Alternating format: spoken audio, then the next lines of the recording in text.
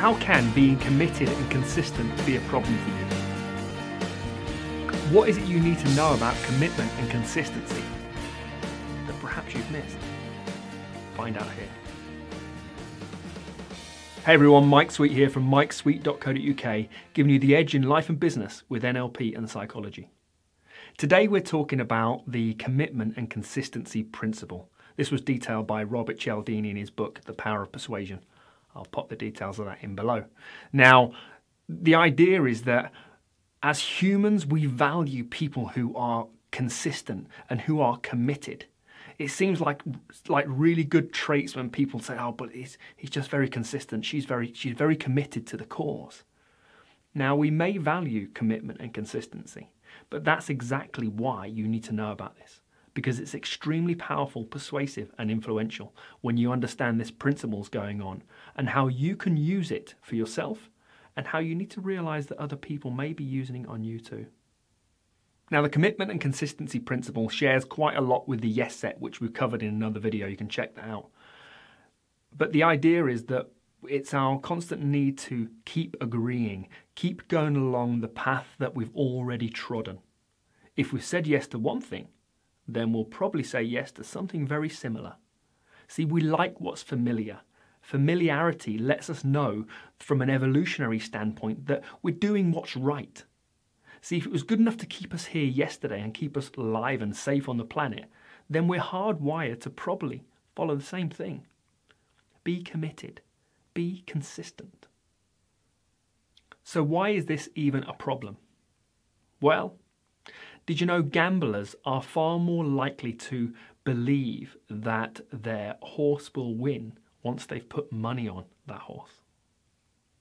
You see, we're looking for ways to confirm our initial beliefs, our initial actions.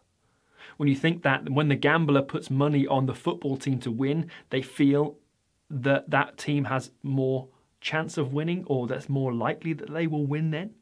Those feelings inside knowing that they will win. It's bizarre. In a 1987 experiment by Anthony Greenwald, he went out to interview people about voting for the current election. Of the 100% of the people that he asked would they vote and why not would they vote, of the ones that said that they would, 86% of those, or just over, actually went on to vote because they had verbalized they wanted to remain consistent and committed to what they had intended to do. Over 86% of the people actually went on to vote. And this was compared to only 62% of the people who weren't asked. You see, it's massively powerful when someone makes a statement, when someone is committed, they want to remain consistent to what they've already said. So think about this.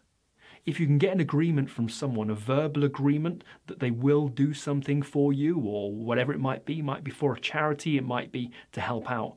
Once someone has verbalized, then they want to remain consistent and committed to that.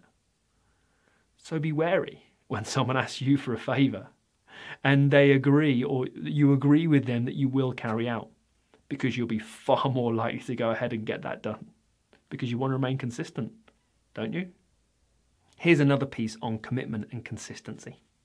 Researchers went out to ask a row of houses whether they put some large wooden signs in their garden to say, "Please slow down" or "Drive carefully," as part of a road safety campaign. It's a large wooden sign in the front garden to help people to slow down. And they asked all of these houses, and it was a resounding no. Nobody wanted to put a large wooden sign in their garden. And I can see why.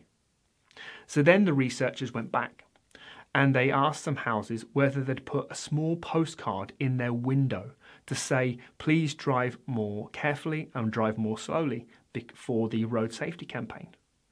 Now, a lot of people took that up, a small postcard in the window, because who wouldn't? That's what we expect.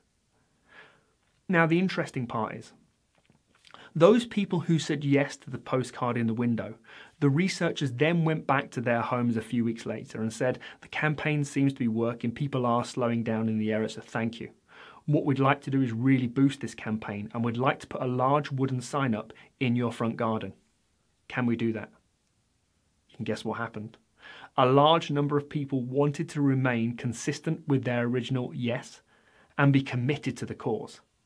and lots of people agreed to have a large wooden sign put up in their front garden just because they had already agreed to a postcard in the window.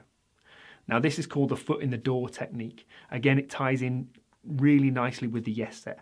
Once someone's agreed to something, we want to feel consistent to what we've already agreed to. You can see how powerful that is.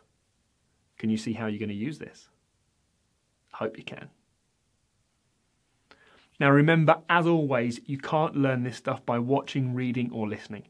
The only way is by implementing practically in your life, whether it's in your personal life or your work life. But it's not easy to do. So I've created an email that goes out once a week that gives you a small practical way for you to implement psychology and NLP into your life. Pop over to mikesweet.co.uk/sign up, put your details in, and every single week you'll receive a small email of a practical way for you to begin to learn and implement this stuff. It's the best way, surely.